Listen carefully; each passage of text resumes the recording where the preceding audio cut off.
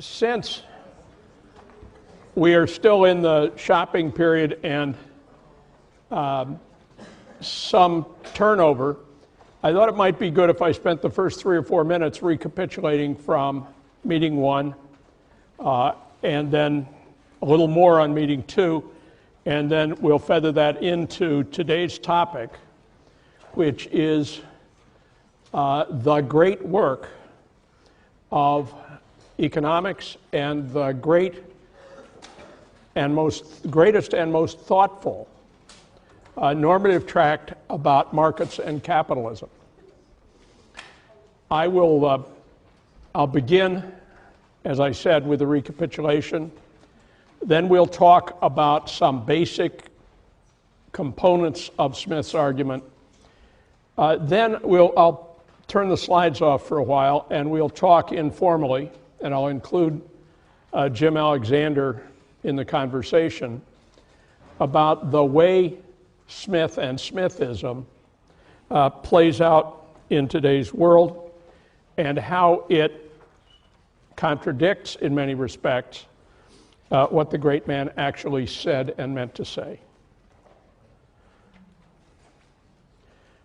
Okay, before meeting 2, meeting 1. Meeting 1 really just said this, that the enormous surge in human wealth over the past 250 years has a great deal to do with capital, with the intelligent use of accumulated wealth in fresh production.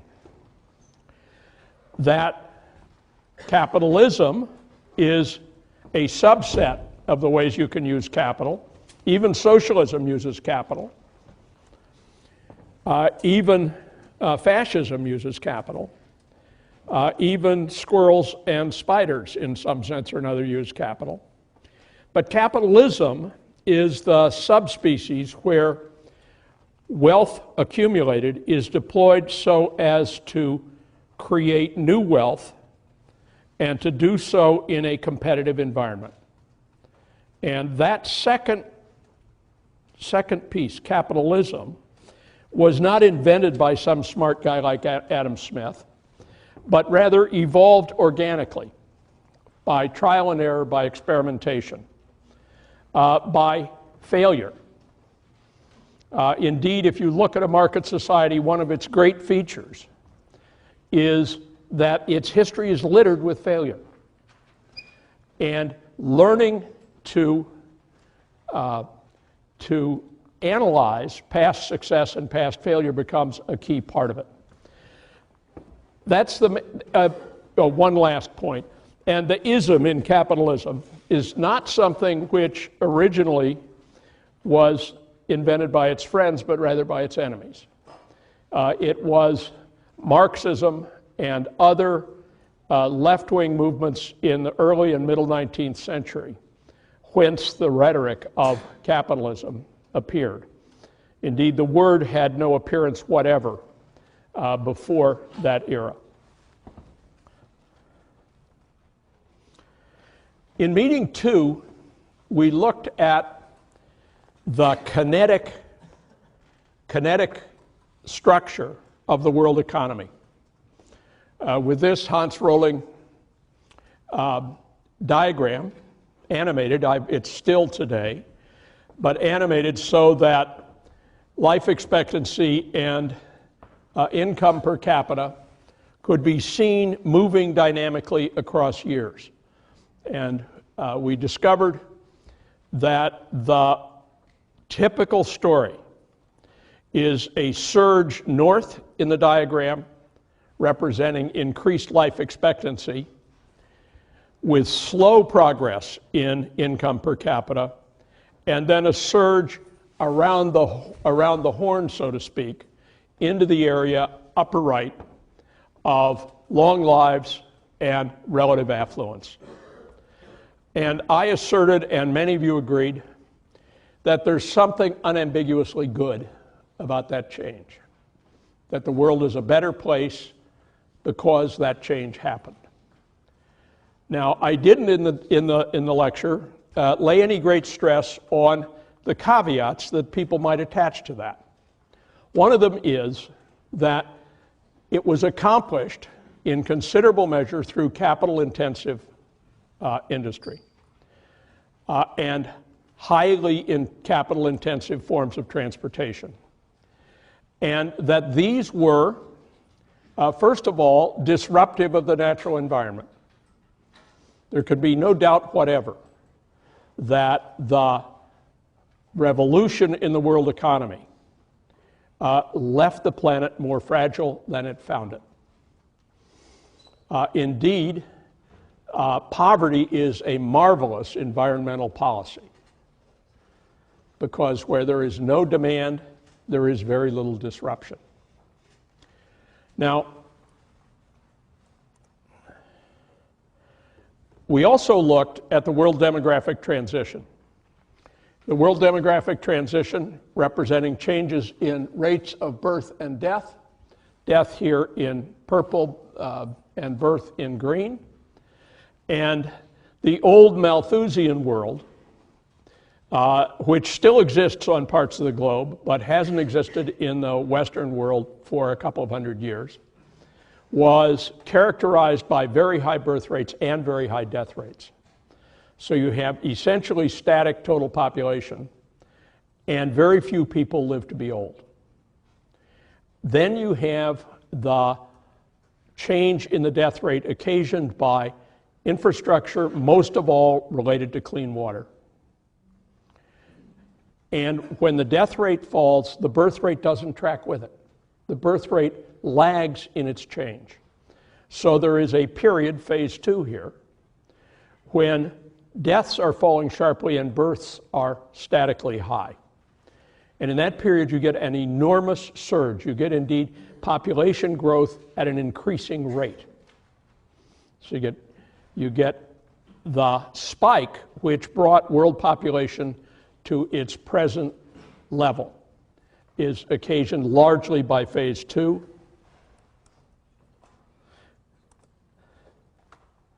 Phase 3 is the period during which the birth rate adjusts to the death rate.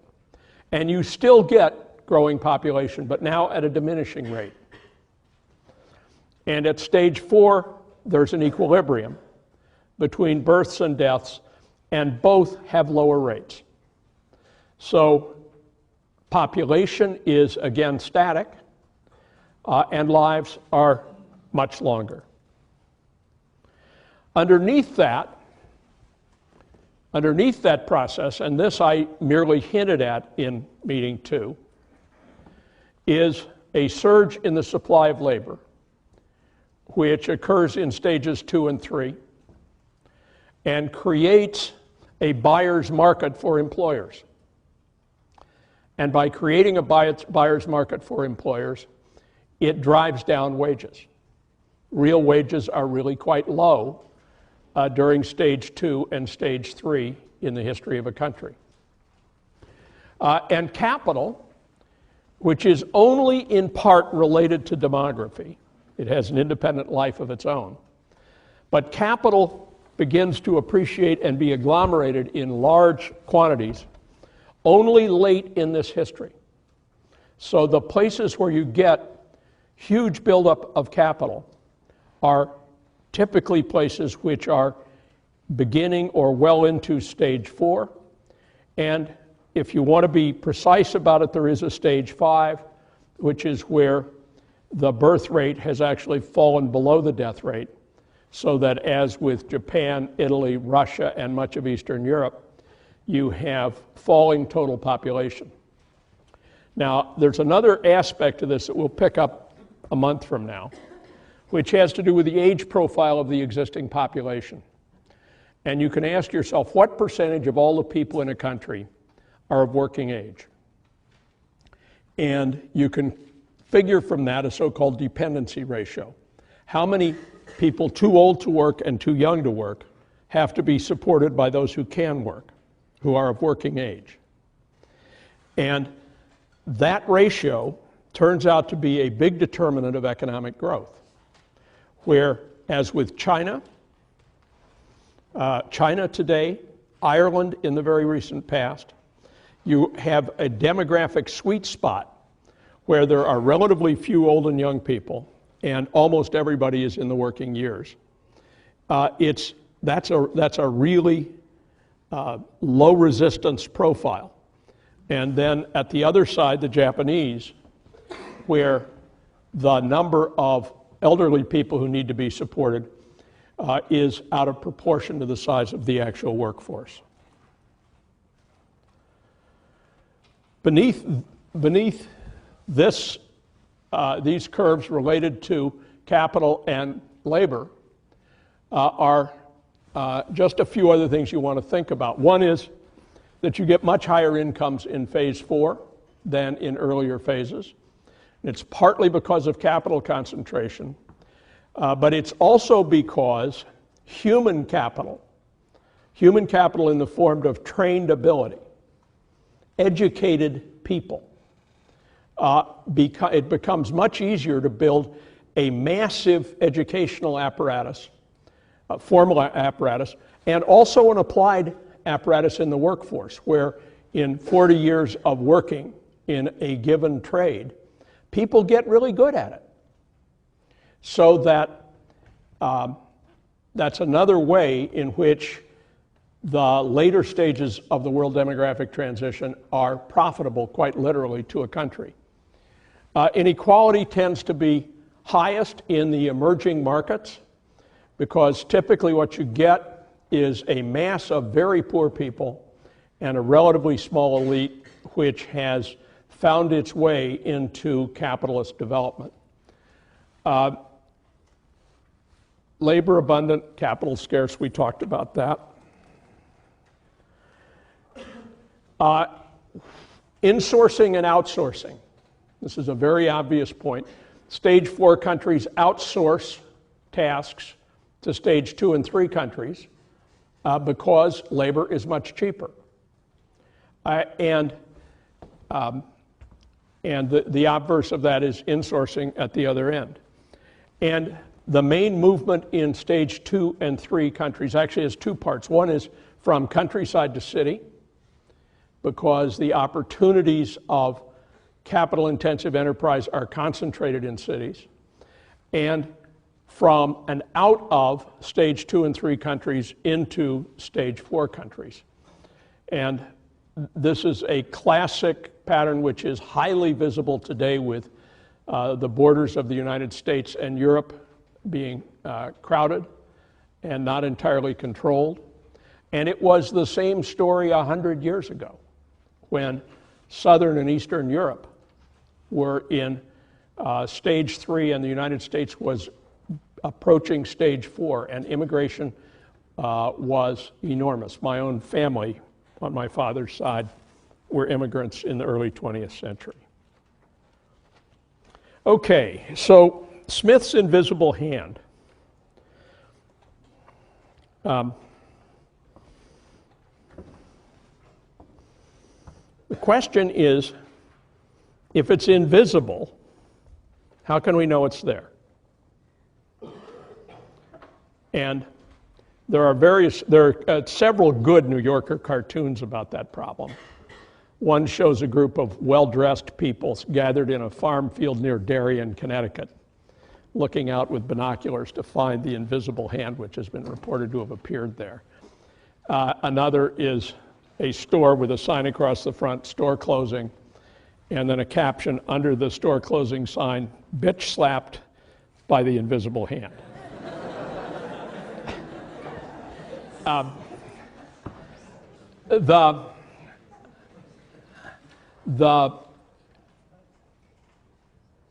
The condition under which the invisible hand works is actually, there are several things that have to be there for it to happen, and let's just kind of inventory those. First is, you have to have an open market. It has to be a market where people can come in and begin to produce or arrive and begin to consume. If it is regulated, for example, by tariffs or by a mafia, then That is the visible hand, and the invisible hand is blocked from its work.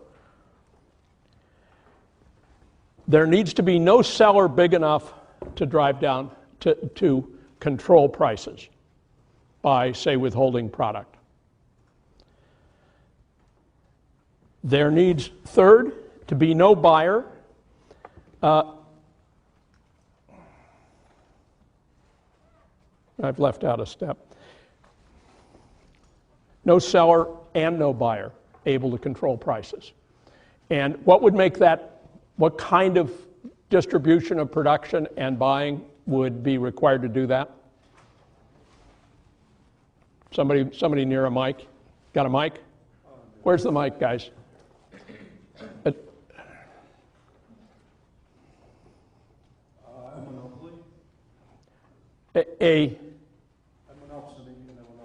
Okay, those are the things you don't want if you want the invisible hand to work, right? What you want is somebody else. Perfect competition. Yes? Perfect competition. Okay, and perfect competition occurs when what? When no buyer is big enough to control prices. Okay, but that's circular. Okay, so we need to put one step in between there. So prices are independent, so the market itself sets the price. Well, let's work at this. What I showed a picture when I started this of a wheat field. And I didn't show a picture of a car factory or Microsoft. The key fact is that you have a fine-grained division of production and consumption. So there are thousands and thousands of producers, thousands and thousands of consumers, no one of them big enough to game the market, right? If you're producing wheat or rice, and you say the world price is too low, I'm going to drive it up by withholding this year's crop from my 100 acres. That's like hit my hand, because you have no market power. No producer holds a pivotal private technology. And it's pretty obvious what's meant by that, a patented technology or a trade secret, which allows one producer to differentiate him or herself from other producers and dominate the market.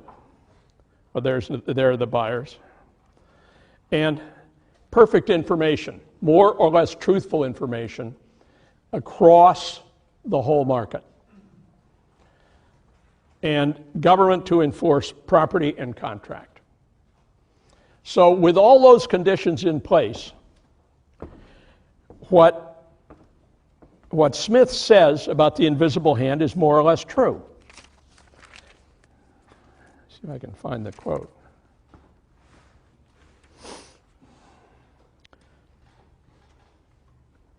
And he talks about producers who are, in this and many other cases, led by an invisible hand to promote the end which they have no part of in intention. By pursuing his own interest, he frequently promotes that of society more effectually than when he really intends to promote it. I have never known much good to come from people trading in the name of the public good. So on both the producer and the consumer side, there is a peculiar power vacuum. There is no one who can be said to have set the price of the good or determined its quality. It is decided collectively, and the Smithian idea there is actually the idea of general equilibrium in a market economy. The next phase of economic theory, neoclassical economics, formalizes this idea and makes it mathematically precise, and we'll look at it in a little while. But here, it's important first just to get the context in which Smith writes about the invisible hand in The Wealth of Nations. Anybody able to provide us with the exact point he's trying to prove?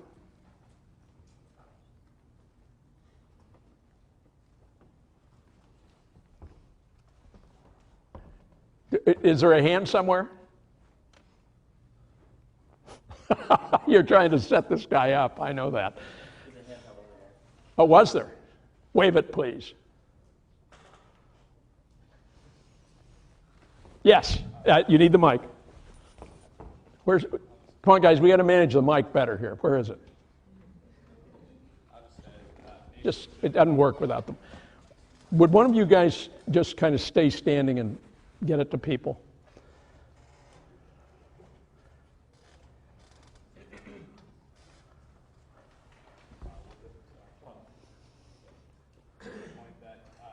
Shouldn't impose tariffs. Okay, he's arguing against tariffs and for free trade, right? And why is that an argumentative point for him? Why are there tariffs? Because the nations thought that they were protecting their economies by enforcing. Okay, and who were they helped to reach that? Who helped the nations to reach that conclusion? Other economists? Well, yeah, sort of. I'm fishing for something a little different.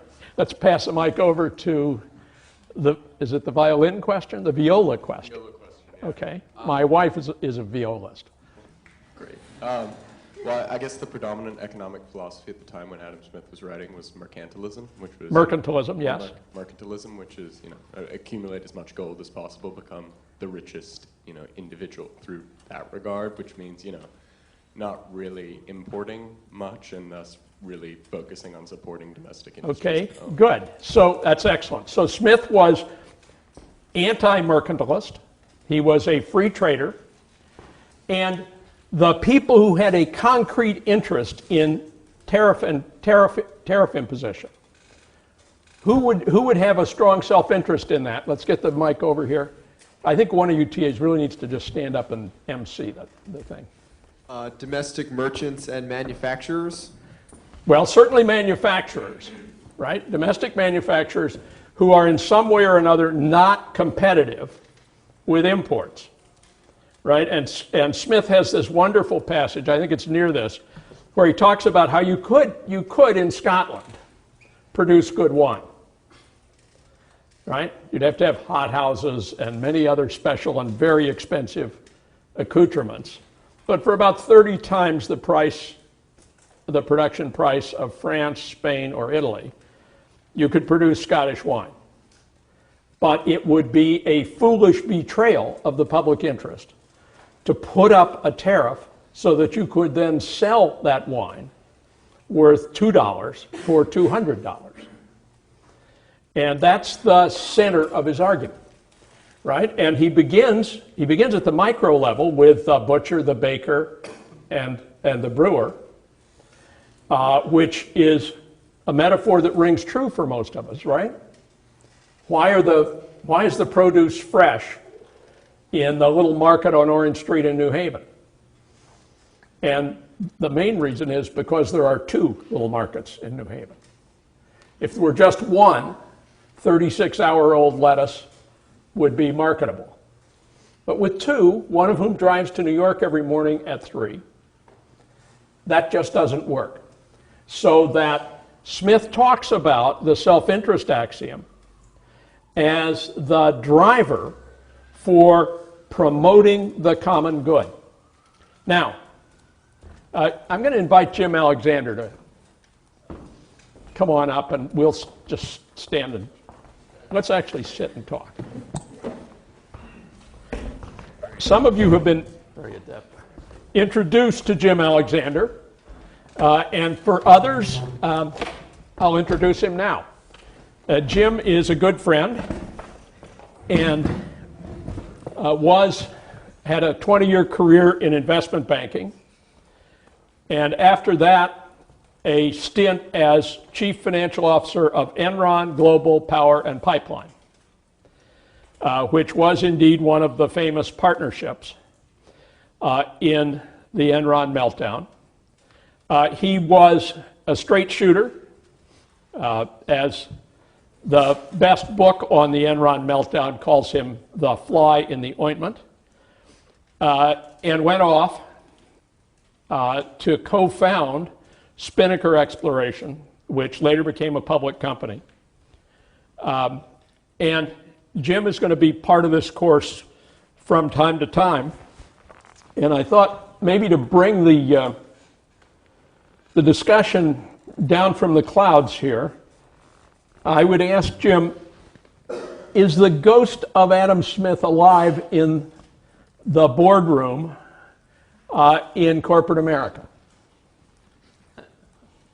Well, the self-image of Adam Smith is alive. The ideology that would be espoused is that of Adam Smith. The substance is not there, I believe. But most of the people would pass the polygraph test that they believe it's there. Okay, that's good. Now here's an interesting exercise. There are about a dozen MBAs in the group here. Every MBA period has learned the Porter forces. And what are the Porter forces? The Porter forces are the rules of thumb you need to make above average profits with a firm. Okay? And one of them is you don't want too much competition, direct competition. Direct competition erodes profits. You want high barriers to entry. You don't want powerful buyers who can drive down your price through negotiating. For example, tire companies face very powerful buyers in automobile manufacturers. You want to avoid situations like that. You also want to be able to control your suppliers so they can't see you making profits and then demand their share. Now, just think for a second, how do the Porter forces align with the conditions that I sketched 5 minutes ago for the operation of the invisible hand? In the back. You got to be really loud because they're the exact opposite. They are essentially the exact opposite. The name in business speak for operating under the control of the invisible hand is commodity hell. Right? Commodity hell being that you're producing something which thousands of other people can produce, and they can produce it as cheaply and as well as you can. And so the available pricing strategies to you are, none of them involve high profits. Right? So one of the fundamental axioms of business management, and I'm not making a moral condemnation, I'm just making an observation that there is a strong tension here, that the pursuit of the actual submission to the invisible hand is contrary to the very basis of corporate strategy. Jim, talk a little from your experience about the intelligent use of the Porter forces by management strategists. Or unintelligent. Well, more the latter, but basically, no one ever wants to get into a Adam Smith type of market, and if you're in it, you get out of it. I mean, because it's ruinous, and the only way you can affect change in that type of market is to do what Adam Smith suggested, and that is make some sort of national security argument why, in fact, while Smith's views are very well and fine in general, you need, and the country more especially, needs to have defense against foreign imports or ruinous competition. I think the sugar producers were able to pull that off pretty neatly and make a national security argument for sugar quotas. But you never tolerate an Adam Smith level of competition. Okay, and if you look at, I ordered Thank You for Smoking, Christopher Buckley's book, as an option for this course, but I'm told all of you have seen the movie, which I haven't. Is the movie any good? Okay, so you should all look at the movie. And the book is all about the way corporations, including those which make, in this case, cigarettes, booze, and firearms, but mostly cigarettes, have elaborate representation in Washington and promote their own interests through the law. It's not a big surprise. But the tension between the idealized theory of the market and that practice is a very strong one. And incidentally, Smith was very critical of the corporations which existed at his time. And he was critical of them for partly the reason we just articulated, that they can control pricing and impose their product by that method. But more, Smith thought that the people running the corporations which existed at that time were thoroughly incompetent. And that's, of course, because the Yale School of Management had not yet been founded. But in actual fact, there is a fundamental problem about corporations and their management called the principal agency problem. And the gist of that problem is that managers left to their own devices will tend to take a company where in a direction which is best for them individually and not necessarily for the broad body of shareholders. And so the control over that tendency gets to be one of the major dramatic themes in business life. Jim, you've been near some management which had rent-seeking tendencies. Well, let me come back to something else, and that is that at least one of the sections Smith has revolves around the butcher, the brewer, and the baker, and how it's much more reliable to rely on their self-interest than their benevolence, which is true, but I think there's an embedded assumption which he doesn't go into, and that is he cites examples of what, at least at the time, were single proprietor sort of businesses marketing a product which was directly consumed by individuals who knew the proprietors well and understood what good meat was from meat that wasn't good. Right. And that also is increasingly irrelevant since his time, because one of the most important things I thought in one of your slides was that there be perfect information, and on top of that, an embedded assumption there is that there has to be perfect information perfectly understood.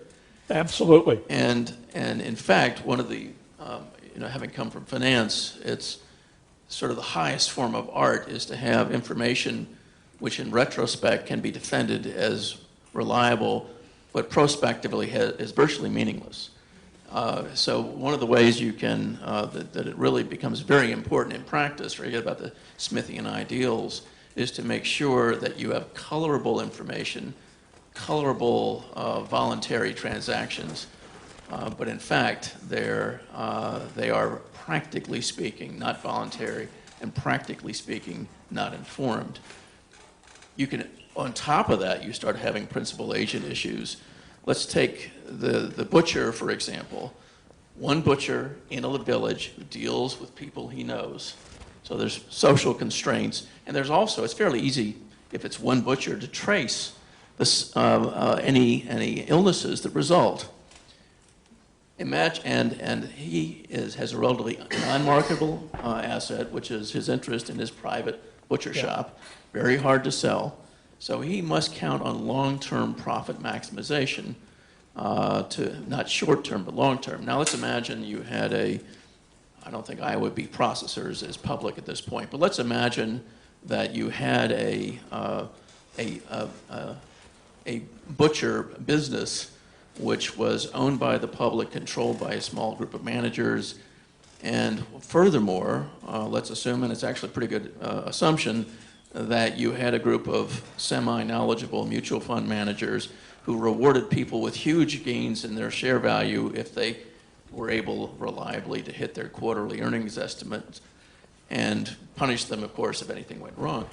Under those circumstances, assuming that the investing public really didn't understand the dynamics of the business, and assuming that you could make satisfactory short-term goals, maybe making 100 times the average income of the typical worker every couple of weeks, then you would be incentivized, unless you were very risk-averse, to, for example, being able to buy tainted meat and then be able to make some extra pennies, beat your numbers, get a big upgrade in your stock. If you have a lot of options, you have a very highly leveraged wealth situation, then make enough money in the short term where you could maybe buy a small country or live with gravy for the rest of your life on a basis which was sufficiently confusing that you'd be unlikely to be prosecuted. Right. That's my experience as to how it works. I realize that it's a small sliver, and it is oriented toward finance, which is the worst part of American business. But that's in fact how I've seen it work. No theories, it's just how it works. So people believe, and yet the same people who would do this would spout and believe every bit of it. The same type of Smithian idealism you see here, invisible hand. Well, my experience, the invisible hand typically is picking someone's pocket, not creating value. And in fact, I'll get off of this, but I remember talking to the senior Republican staffer at the House Energy and Commerce Committee and making Jim is, by the way, I believe you are a Republican. Used to be. Okay. Used to be. This is how I used to be. I remember talking to the lead Republican staffer of the House Energy and Commerce Committee and saying at one point that capitalism justifies itself by creating real, not illusory value, to which he replied, well, you're nothing but a communist. And that, in fact, is the problem, is under Smithian assumptions about long-term honesty, long-term interest in real value creation. It works perfectly. It's just that when those assumptions start to erode, it turns into a nightmare. Okay, terrific. Georgios, I'm going to call on you in a moment for a one-sentence read. Here's the proposition that we now want to look at. Smith, here's an apparent but not real paradox. Adam Smith says self-interest is the main motive for what people actually do. And yet he led a life which didn't begin to maximize his own material interests. He lived modestly, he worked diligently, he never became a wealthy man. So if he believed it for mankind, how come he didn't practice it for himself? Well, Richard. I just wanted to add, I think it's by the way you define self-interest. Self-interest is one person and having the same to another. So while you just associate with wealth and material good, that does not necessarily equate to someone else's definition of self-interest. Okay, fair enough. That's a good point. The other side of it is that Wealth of Nations was Smith's second main book. And it wasn't the book which made him famous in his own lifetime. The Theory of Moral Sentiments is the book which made him famous in his own lifetime. And Georgios, will you read us, please, in good, strong voice, the first sentence of Smith's first book?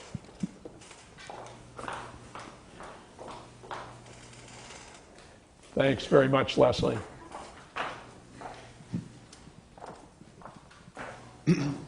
How selfish soever man may be supposed, there are evidently some principles in his nature which interest him in the fortune of the others, and render their happiness necessary to him, though he derives nothing from it except the pleasure of seeing it.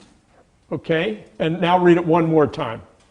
How selfish soever man may be supposed, there are evidently some principles in his nature which interest him in the fortune of others, and render their happiness necessary to him, though he derives nothing from it except the pleasure of seeing it.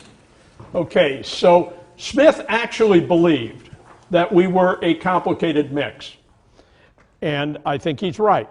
And he believed that there is a pro-social element in almost every human being. There is an innate sympathy for others, which almost everyone has, and at the same time, a tendency to feather one's own nest. Now, I don't know anyone who is just one of those two things. I don't know anyone who is a pure egotist. You do? I do. My goodness. Made a lot of money. Okay. Not even generous to his aged mother, or? What has she done for him? Okay. Well, there may be some. Yeah. There may be some, but there aren't a hell of a lot. And Smith, this is characteristic of Smith. Smith is not a dogmatist. Smith is a careful observer who draws as much from the evidence as is there. Now, this is a map which links Smith forward to the next historical period, namely the period when world trade got serious, and the period which we will discuss in Monday's class when Marx and Engels were writing the Communist Manifesto. The picture on the board is the world railroad grid. And if you think about Smith's story about how wealth depends on the division of labor works only where you have a large market. And he makes that point at length. And in the period which begins in the middle 1800s, really begins about 1840, in that period, really large markets became accessible to everyone located in the dense part of the world railway grid. And toward the end of the semester, we'll be dealing with the problem of economic development in places like these. And if you look at the way the railroads developed there, they all developed to reach ocean ports for the export of products to world markets. And the density of connection required for the internal development of large markets was by and large missing. Okay, now,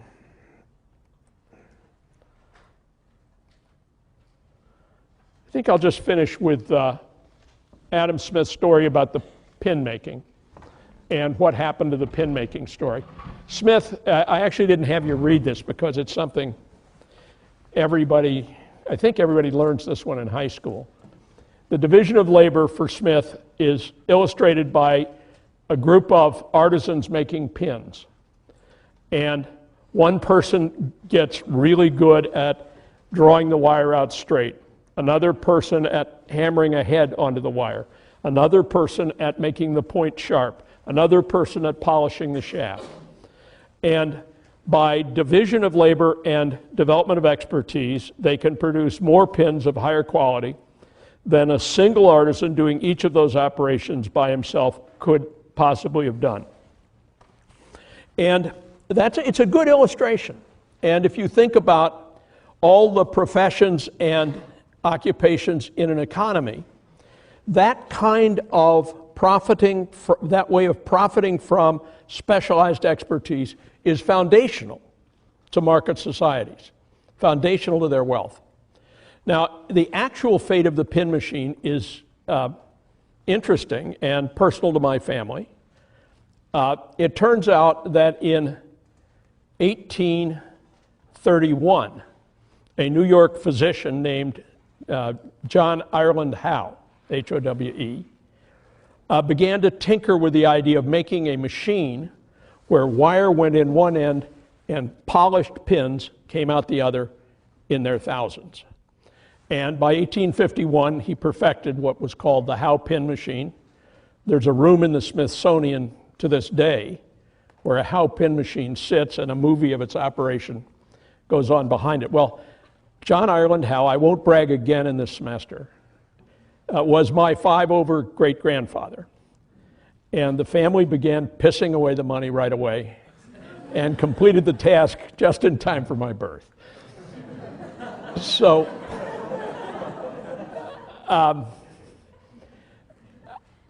the slides include a formalization of equilibrium theory with an Edgeworth box and indifference curves and all that. But I don't think we have time to do them here, and I urge you to review them before the midterm on classes V2. So on Monday, we'll do the Communist Manifesto, and on Wednesday we'll do Hayek and the Constitution of Liberty. So we'll see two ends of the ideological perspective in a single week. And after that, we'll spend 4 straight weeks on business cases.